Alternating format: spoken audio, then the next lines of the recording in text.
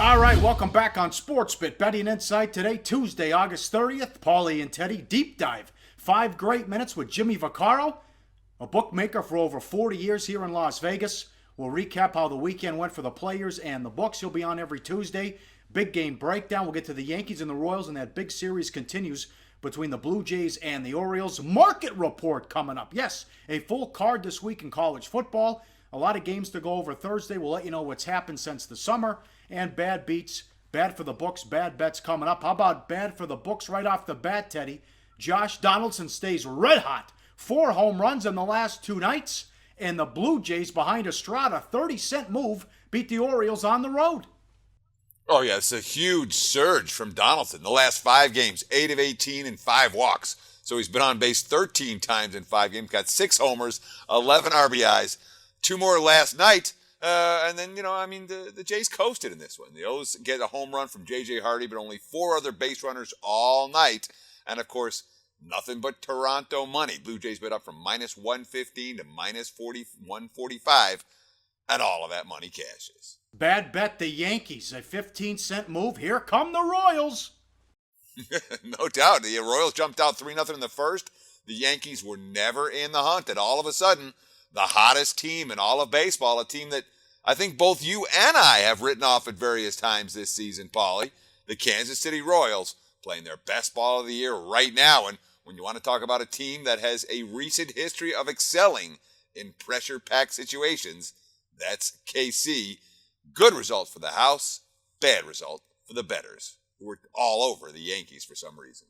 Yeah, I wrote them off. They're only 2 games out of the wild card. How about a 40-cent move on the Rays? Porcello's 13-0 in Fenway. Oh, my God. He's only the 5th player. Look at the tweet.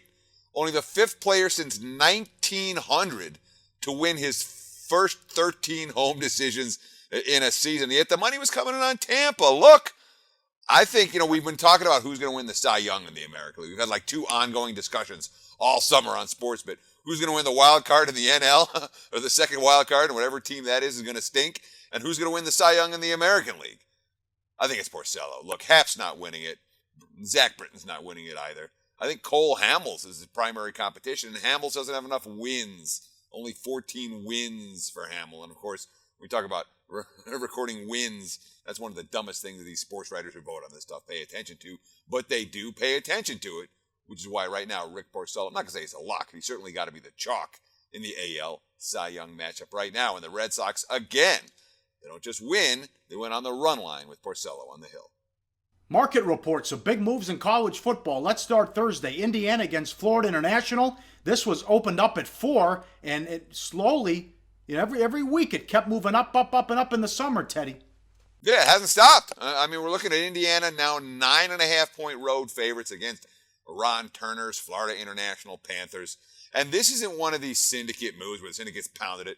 This has been trickle all summer long. A half point here, a point there. And next thing you know, -4 on the Hoosiers has turned into -9.5. I'm not sure I agree with this. I know I didn't like the hire of Will Muschamp, but Vandy continues to be they're betting Vandy against South Carolina Thursday. They're betting Vandy like crazy against South Carolina. Vegas hates South Carolina. Look, it's like almost irrational hatred for the Gamecocks right now. The Commodores are favored in -4.5 now. Nothing but Vandy money. They haven't been favored in this series for 20 years, Paul. And that's as far back as I looked. It's probably been longer. Like I said, Las Vegas and the sports markets, the betting markets, do not like the Gamecocks. And we're seeing it already. They don't like Oregon State either. Minnesota bet from 9 all the way up to 13 now against Oregon State. Yeah, we've actually seen two-way action at 13, but this has been one that moved throughout the course of the summer. How about the Gopher win total? Minnesota's lined at 6 in most locations, or the few locations that have it, I should say. But they're lined at 6.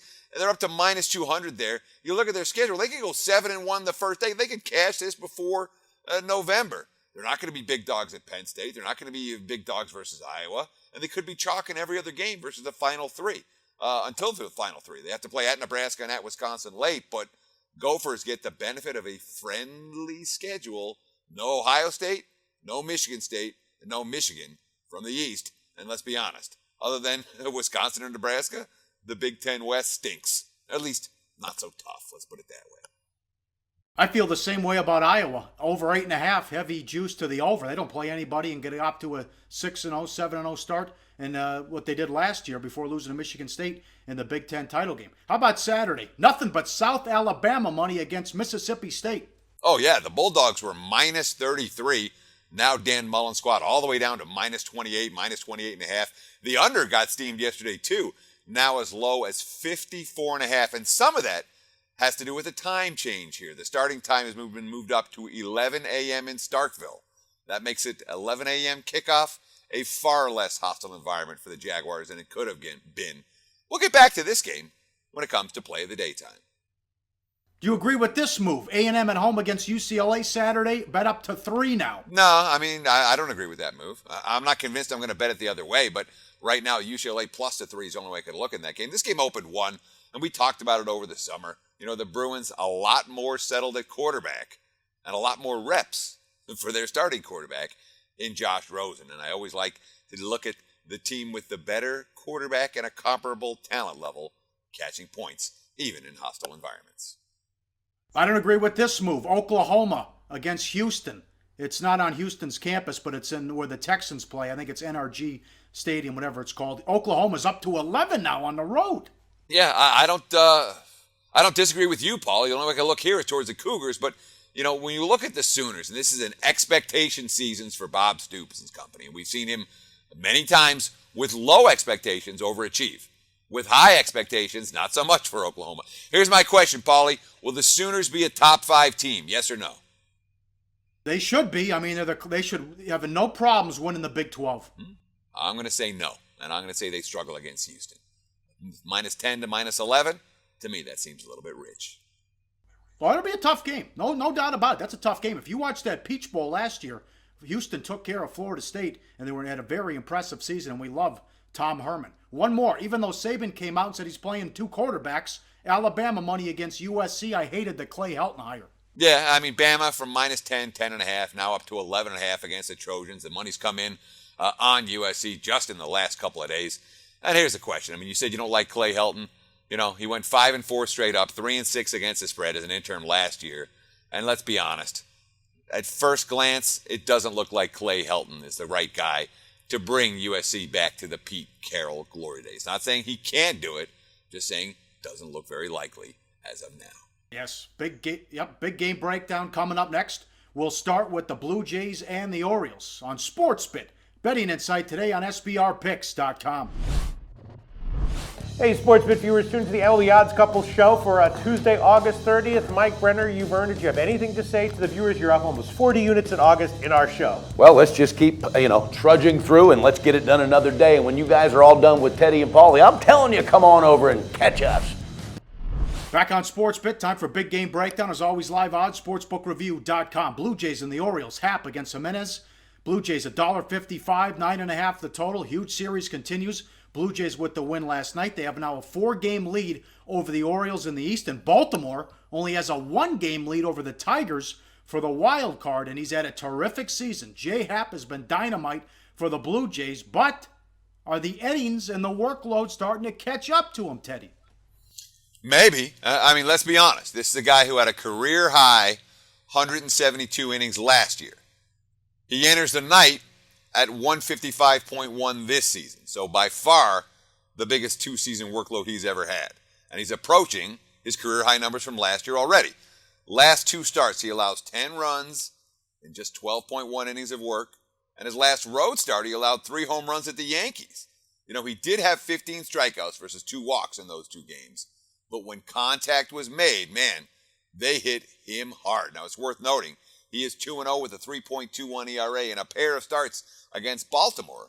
But he did allow 4 home runs in those ball games. That's definitely a concern for me, given the Orioles' big power bats again tonight. Total smoke and mirrors job with this team. Great bullpen, but the starting pitching, it's a huge game, and they're going back to Ubaldo, who actually pitched well against the Nationals. What do we make out of that start? You know, he's got some pretty ugly numbers over the course of the full season. You know, you look at the walks per night inning, and he's dead last in all of baseball. Liriano's gone underneath him now. Finnegan for Cincinnati's gone underneath him now. So 5.3 walks per 9. The 119 pitchers that have topped 100 innings, yeah, he's number 119. But again, last time out, he left down only 1-0 after 6 innings, gave up a solo home run to Jason Worth, and that was it. He faced 23 batters without giving up a walk in that game. So maybe those full season numbers are lying a little bit. Here's the quote from Buck Showalter. Quote, "He was great. I think everyone was pulling for him. He's such a good young man. He just needed it. I almost took him out after the 5th, but he said he felt good and wanted to go there. We needed those 6 innings. There's a game there to be won." And of course, you talk about that Orioles bullpen. All you got to do is get 6 innings out of anyone, and you're facing one of the best bullpens in all of baseball. The Orioles certainly live in this one, even at an underdog status. Well, the Blue Jays have put themselves in a good position with Estrada's gem last night. Now you got Happ and Sanchez to finish out the series. So Toronto trying to make it 2 in a row in that one and 5 in a row overall. Game number 2, liveoddsportsbookreview.com. Yankees and the Royals. It's Tanaka against Volquez. Yankees $1.30, 7.5 the total. KC wins the opener. They are 18-4 in their last 22 games. Again, they're only 2 games behind the Orioles for the wild card. And now after that major surge, the Yankees bats have gone silent the last 2 games. The Sanchez, Gary Sanchez, putting up incredible numbers. Is it too much to expect that he can carry the offense now, Teddy? Well, of course it is. The guy's got 11 home runs in his first 23 games. He set an all-time MLB record. But it's also out of character for a guy that hit 10 home runs in 313 plate appearances at AAA before being called up. He only had 18 home runs and 400 plate appearances at AA and AAA last year. 13 home runs and 477 plate appearances at AAA in 2014. So it's been an impressive run. It's been a remarkable run. I don't think it goes much longer. I'm not saying it ends tonight, but Sanchez has done about as much as Sanchez could do. He's on fire right now, but as we know, that doesn't last forever. Yep, and quality and consistency with Tanaka. You look at this graphic, he's made 70 starts in MLB. He's 36-16 with a 3.14 ERA and a 3.43 FIP. You see his Sierra numbers as well. He has been dynamite. But one possible problem, Betances hasn't worked in a while. Yeah, and again, it's been bizarre because we saw all this Yankee money last night, Yankee money that all lost, and they're doing it despite the fact that all of a sudden their bullpen's not as good as it was, even close to being as good as it was, and their lineup has gone and cooled off the last couple of days after getting going a little bit here in August. All right, what are we doing with Volquez now? Well, I mean, he keeps going out there and battling. He's trying to keep the Kansas City in games, but I don't know if this is a guy that can keep him in very deep anymore. He's churned 156.2 innings already this season.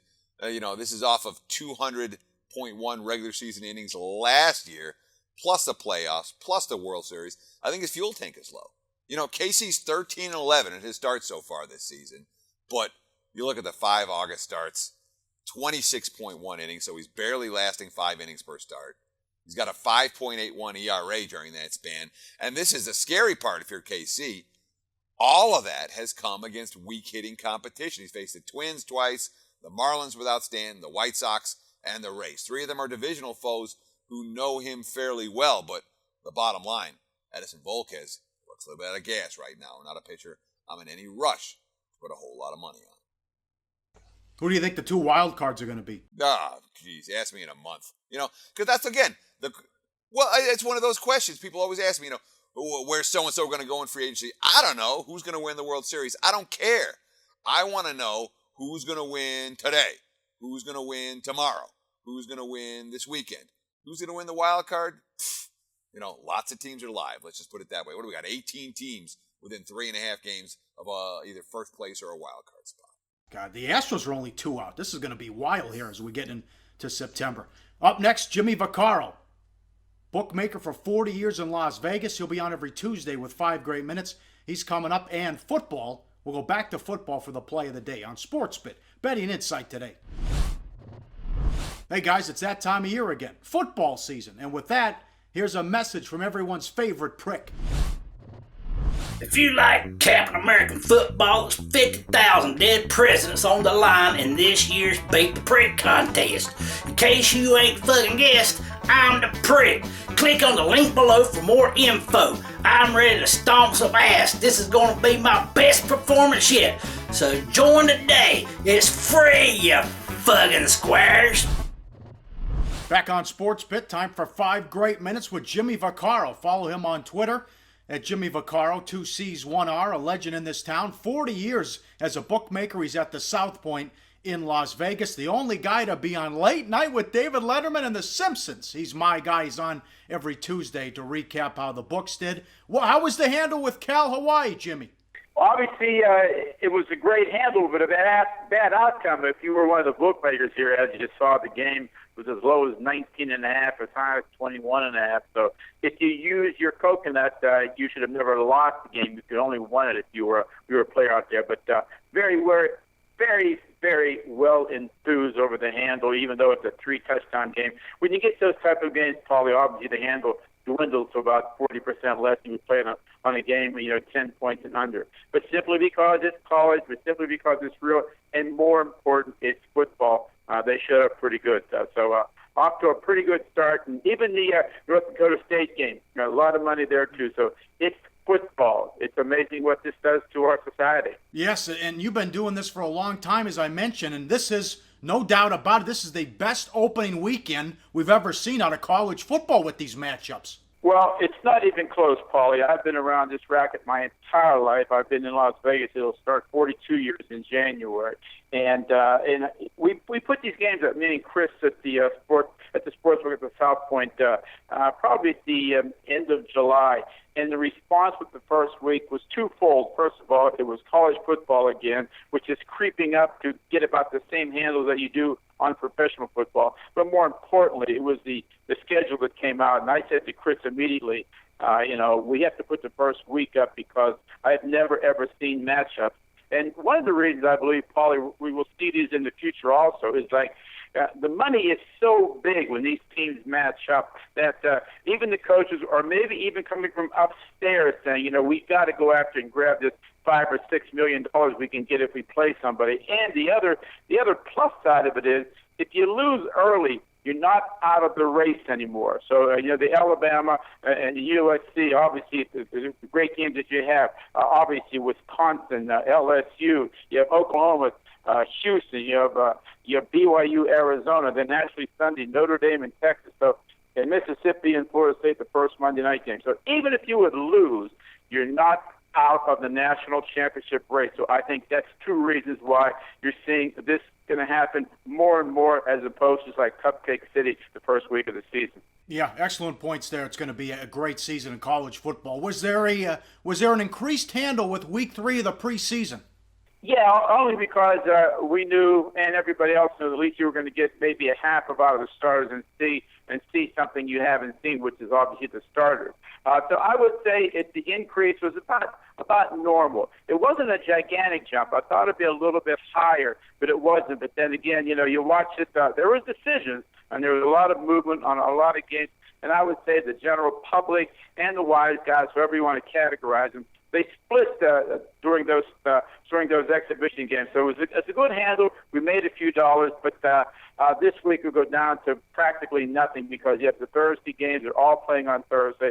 Everybody knows that the starters are not going to play one down in the game. The only thing that might be interesting is who do the Dallas Cowboys have out on the field to try to get ready as the Romo circus continues. Isn't that amazing? Oh, man. China Doll Jimmy gets hurt every year. Yeah, I don't know what to say. When he got injured, it's almost like, first of all, there's no sympathy with anybody. You play the game, getting paid millions of dollars, but this kid is just injury prone. Now, obviously, a little kick in the behind because the Prescott kid has played so well. Does this mean he's going to be the savior? I doubt it. We moved the game 3.5 points. That doesn't mean he can be serviceable during the course of the 6 to 10 weeks. But also remember, 6 to 10 weeks.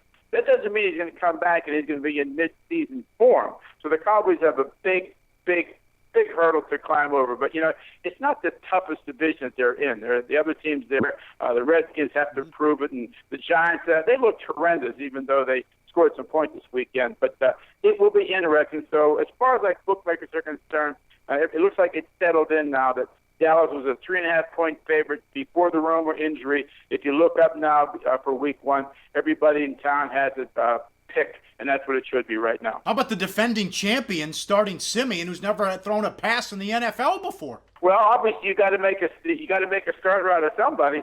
They knew this. They let the Osweiler kid get away. Although I wouldn't know get away the kid making $17 million. Do you pay that much? Did they let him to some degree get away because they didn't think he was as good as he showed with Elway's injury last year, or they figured if the people coming in there they could salvage and they could actually still make a run for it because it's very apparent that the defenses should be ranked number 1 in the country. So forget the Manning days when you win 38, 35. There's going to be a lot of 17-9 and 17-13 games with that. So you have to start somebody. We'll see where it goes. And like everything else, I'm sure that there'll be a short hook on this kid. But, where do they go if he can't perform or he gets hurt? So that's what makes it interesting. And I've always said this about booking Pauly my entire life. As long as you're guessing and I'm guessing, that's fine because you're laying 11 to 10. Jimmy, what'd you think of Simeon winning the job with the Broncos? Well, obviously you got to put somebody in there, and the Denver outfit and John Elway is the boss there. They knew a long time ago that Manning was going to retire and he's not going to be there. They let the Osweiler kid go. I guess they got more than we know opposed to this kid. Obviously, he hasn't a lot of credentials, hasn't played that much, and when he did, it was sporadic. But there'll be a short leash. But it looks like for the first time in years that Denver is going to, make this team win 17-14 as opposed to the Manning years when they had to win 38-35. But you're still pros. Who knows what happened? It's obvious that the Prescott looks great in the preseason. The kids from Denver didn't, but it's preseason. You don't know how they're going to react once they get under the gun. And Denver, same thing. It's not the greatest division they have to go through. So we'll see what happens. But look for the totals to be about 4 points lower normal than it would be last year when Manning was in there. But even the Manning years at the end of the last 5 games, we were chopping off 2.5, 3 points with the total there because it's very obvious that he couldn't throw the ball 30 yards. But bookmakers, we adjust. Remember, you're proactive, we're reactive. The players are proactive. They see something, they want to bet it. We have to decide after we get to bet, and in certain situations, what's our reaction to that. So that's what makes betting on sports so interesting and entertaining. You're the best. Looking forward to having you on every week during the football season. Thanks for 5 great minutes, Jimmy. Do your research before you bet. Check out our ratings guide to see which books have the best ratings and sign-up bonuses. Open up several accounts and shop for lines at sbrodds.com. Always be ahead of the game. Wrapping it up on SportsBit, thanks to Jimmy Vaccaro. Every Tuesday we'll recap how the players did and how the books made out in the deep dive with 5 great minutes. All right, money time. Play of the day, back to football. Where are we going, Teddy? Yeah, I like talking college football. We'll give it a college football play of the day on SportsBit yesterday. Let's do it again today. Game number 171. That's South Alabama plus 28.5. Let me ask you this, Pauly. Did Dak Prescott look pretty good in NFL camp this year? I would say, yeah, A+, yes. Exactly. You think Mississippi State's going to miss him? 3-year starter? Big time, yeah, big time, yes. Okay, now here's the story. They've had 3 different guys competing for the quarterback position, and no one's won the job. So all through camp, they were only getting 1/3 of the snaps each. Nobody got enough snaps to feel comfortable. Oh, did I mention they have cluster injuries at cornerback? Oh, did I mention their starting defensive tackle got arrested this weekend? Oh, did I mention that Mississippi State has their SEC opener next week against South Carolina, then a trip to LSU? And oh, did I mention that the South Alabama defensive coordinator, Kane Womack, the youngest DC in the nation, well, his dad, Dave, is a longtime veteran who's, been the defensive coordinator at Mississippi for the last 4 years. Ole Miss, Mississippi State's biggest rival. Think about those 2 guys going out fishing this summer.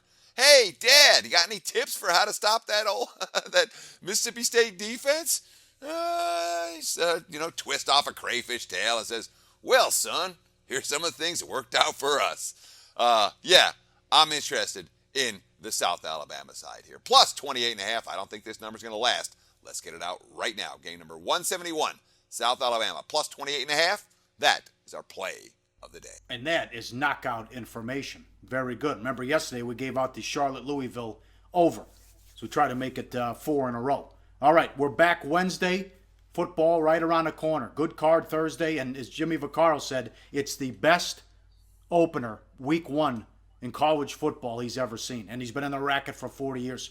We'll see you tomorrow on SportsBit. Betting Insight today on SBRPicks.com.